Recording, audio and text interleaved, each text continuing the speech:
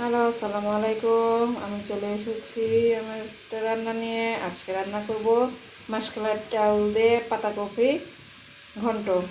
আমি এখানে দিয়ে দিলাম মাসকলাই ডাউলটা আমি ধুয়ে কিছুক্ষণ ভিজিয়ে রেখেছিলাম। আর এখানে আছে 1 কাপ পানি। 1 কাপ পানি দিয়ে ভিজিয়ে রেখেছিলাম। দিয়ে দিলাম আমি আরও 1 মগ পানি। এখন আমি এটাকে সেদ্ধ করতে দিচ্ছি।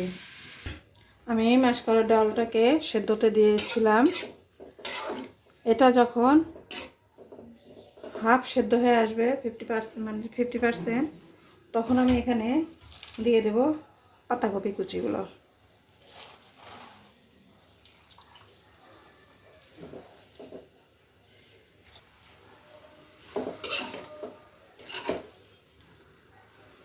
দিয়ে দিচ্ছি আমি মাঝারি সাইজে 4টে আলু। এটা ডাউল এবং পাতাকপির পরিমাণ অনুযায়ী। শীতের দিনে এভাবে পাতাকপির ঘন্ট করে খেতে মন্দ লাগে না। দিয়ে দিলাম 4 চামচের 1 চামচ লবণ। লবণ লাগলে আমি আবার পরে দিব। দিয়ে দিলাম 1 চা চামচ আদা বাটা, পরিমাণ মতো হলুদ গুঁড়া, ধনিয়ার গুঁড়া। এখানে আমি আর কিছু দেব না।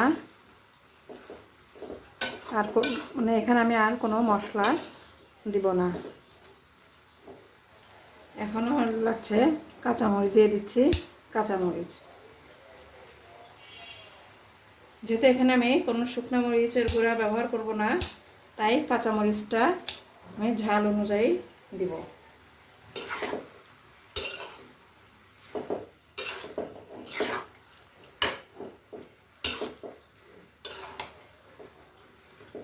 আপাতত এখানে কোনো পানি দিচ্ছি না আমি। পাতাকপির থেকেই বেশ পানি ছেড়ে দিবে। আর আশা করি ওই পানিতেই পুরাটা সেদ্ধ হয়ে যাবে। দেখে নিই আমার পাতাকপি এবং আলুটা কেমন সেদ্ধ হয়েছে। নতুন আলু সুন্দর সেদ্ধ হয়ে গিয়েছে। আলুগুলোকে একটু ভেঙে দিচ্ছি, পরে এই আলুটা একদম স্ম্যাশ হয়ে যাবে। এখন আমি এটাকে আর ঢেকে দিব না।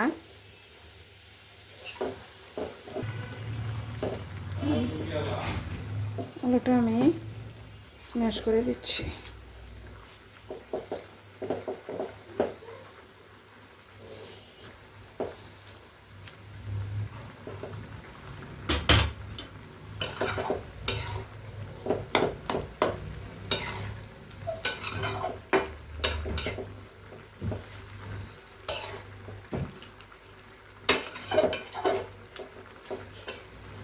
পাতাকপি থেকে যে পানিটা উঠেছে ওটাতে আলু এবং পাতাকপিটা সেদ্ধ হয়ে গিয়েছে।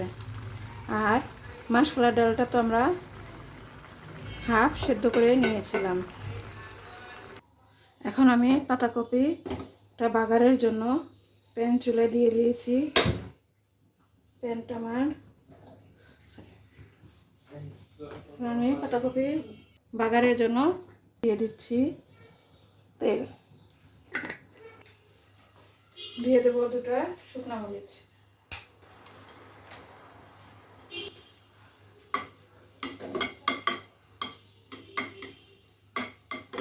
শুকনো মরিচের মাথাটা আমি একটু কেটে নিয়েছি। এখন আমি দিয়ে দেবো পেঁয়াজ। পেঁয়াজটা আমি একটু বেশি দেব। দিয়ে দিচ্ছি রসুন কুচি, দিয়ে দিচ্ছি 5 ফোড়ন।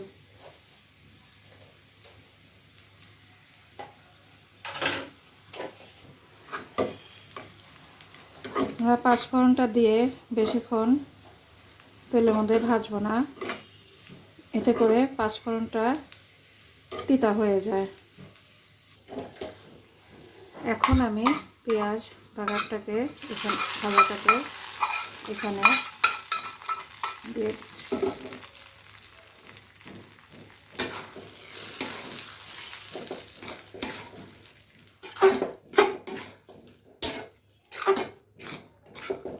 আপনারা এইভাবে বাসায় করে খেয়ে দেখবেন। এটাকে আমি আর কিছুক্ষণ রান্না করব। এখন আমি দিয়ে দেব 4 চামচে 1 চামচ পরিমাণ সরিষার তেল।